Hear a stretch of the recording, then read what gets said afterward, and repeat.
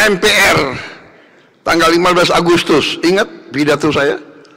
Saya katakan, kalaupun ada anggota Gerindra yang melanggar, saya tidak akan lindungi. Beberapa hari kemudian ada anggota Gerindra, tapi dia anggota, dia belum kader. Kalau kader itu ikut pendidikan. Yang tadi itu Ottoman itu dia harus belajar itu. Aduh, dia nggak keburu ikut kaderisasi. Tapi tetap saya agak malu saya. Sebetulnya orangnya itu menarik ya. Mungkin dia khilaf. Saudara-saudara, apakah tidak ingat istri dan anaknya? Kalau tangannya diborgol pakai baju oranye, apa tidak ingat anak dan istrinya? Saudara-saudara sudah dengar saya pidato berapa kali? Iya kan? Dari sebelum saya dilantik, sesudah dilantik, pada saat dilantik, terus saya ingatkan. Semua lembaga, bersihkan dirimu sebelum kau akan dibersihkan. Dan kau akan dibersihkan pasti.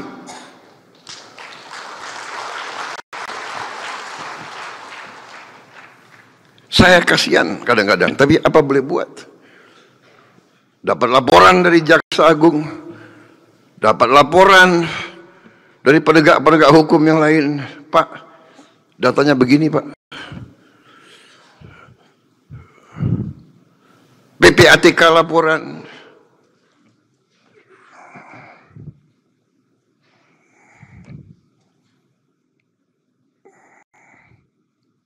Saya ingatkan. Tapi kadang-kadang ya khilaf manusia itu. Mungkin.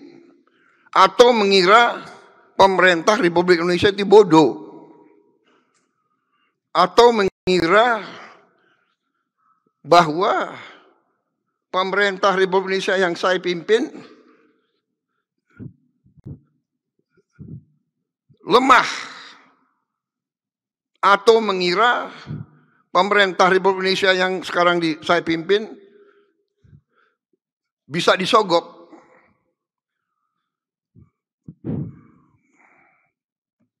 Saudara-saudara, saya sudah disumpah, saya akan menegakkan, saya akan menjalankan kewajiban saya.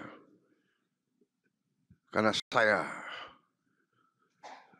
sudah bersumpah, saya takut yang di atas, dan saya takut mengecewakan rakyat Indonesia. Itu.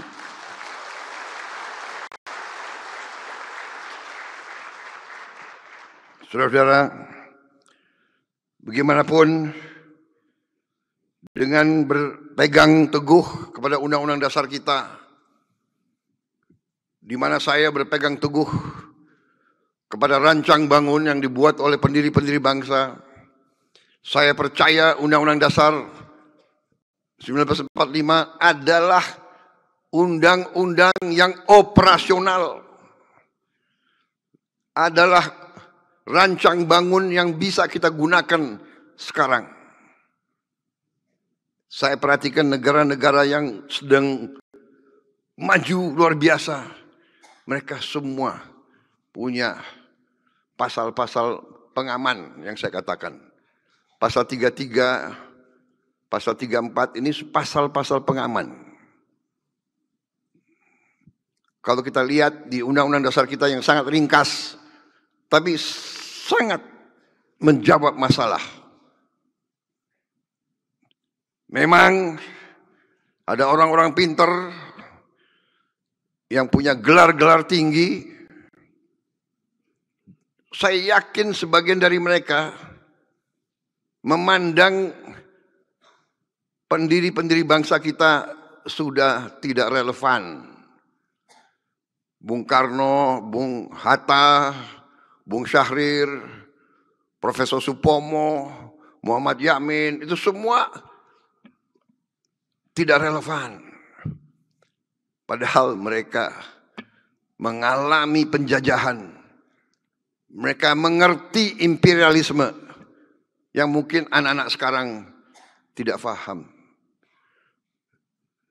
Dulu kita ini pribumi dipandang lebih rendah dari hewan. Ini nyata. Mereka punya papan-papan, punya prasasti di mana-mana. Verboden for Honden and Inlander. Jadi Honden dulu. Ya, saudara-saudara.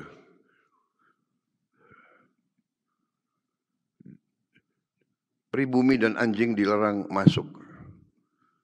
Jadi kita disamakan dengan anjing. Dan tidak hanya di kita. Di India begitu. Nah itu. Dan bedanya di India dipertahankan sebagai bahan pelajaran untuk anak-anak muda. Dogs, no dogs or Indians. Jadi di Tiongkok sama juga. Dogs and Indians are not allowed. Di Shanghai juga begitu. No dogs or Chinese. Kita dianggap lebih rendah. Saudara-saudara, mereka mengalami imperialisme. Mereka mengalami penjajahan. Karena itu mereka menyusun. Saya, maaf Mas Arya Bima, saya ini bukan anggota PDIP. Tapi saya pernah baca tulisan-tulisan Bung Karno. Tidak kalah sama orang PDIP. Jangan-jangan orang PDIP nggak pernah baca. Saya baca Indonesia menggugat. Bahkan Indonesia menggugat pidatonya saya bingkai. Ada di rumah saya. Di Hambalang. Benar atau tidak? Siapa? Sekpri saya. Benar? Pidatonya Bung Karno itu monggo saya bingkai. Dan dalam pidato itu beliau sebut